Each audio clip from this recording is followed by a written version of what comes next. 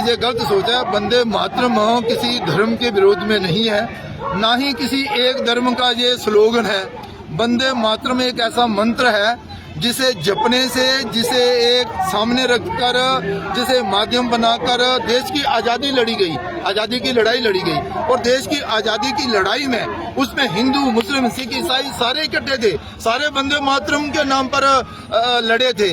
और ये वंदे मातरम एक ऐसा मंत्र है जो देश के प्रति एक समर्पण भावना पैदा करता है। और फिर जन्मभूमि की वंदना ही तो कर रहे हैं ना। मुझे लग रहा है जो भी ऐसे विचार रख रहे हैं, जो आप कह रही हैं, मैं उससे सहमत नहीं। तो दोनों, चाहे वो श्रीनगर की सीट हो, बड़गाम की, चाहे वो नगरोटा विधानसभा की सीट हो, भारतीय जनता पार्टी दोनों सीटें जो है वो अच्छे मार्जिन के साथ जीती। कारण है का पार्टी, भारतीय जनता पार्टी का नेतृत्व, देश के प्रधानमंत्री जी के नेतृत्व में अच्छे कार्य देश भर में हो रहे हैं। और नगरोटा विधानसभा भारतीय जनता पार्टी का गढ़ रहा है।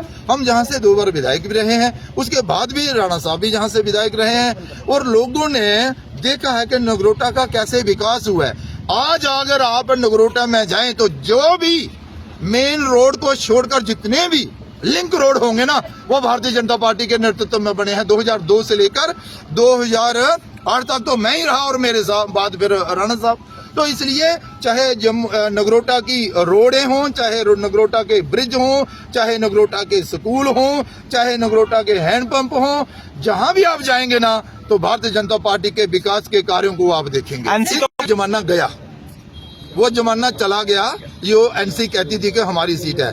पहली बार नगरोटा विधानसभा जो है वो भारतीय जनता पार्टी ने 2002 में जीती थी। और मैं ये आपको कहना चाहता हूँ, नेशनल कॉन्फ्रेंस की जो विचारधारा है ना, वो विचारधारा कुछ अलग किस्म की विचारधारा है। और दूसरा, लोगों ने विश्वास किया नेशनल कॉन्फ्रेंस पर।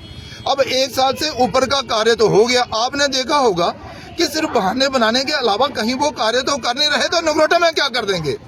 इसलिए हम ये कह रहे हैं कि हमने पहले भी किया है, आगे भी करेंगे। पार्टी में बहुत सारे ऐसे कार्यकर्ता होते हैं जो तन मन धन से, समर्पण भाव से काम कर रहे होते हैं, लेकिन अंत में आखिर सीट जो है वो किसी एक को ही मिलती है।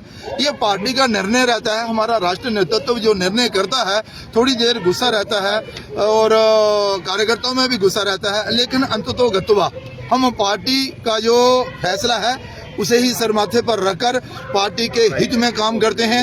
आज नगरोटा विधानसभा में सब लोग इकट्ठे होकर भारतीय जनता पार्टी के लिए कमल के फूल लिए काम कर रहे हैं। आप देखेंगे कि 11 तारीख के बाद जब 14 तारीख को रिजल्ट निकलेगा, दिव्यानी राणा जो है वो भारी मतों से जीत कर ये भारतीय जनता पार्टी की सीट निकाले।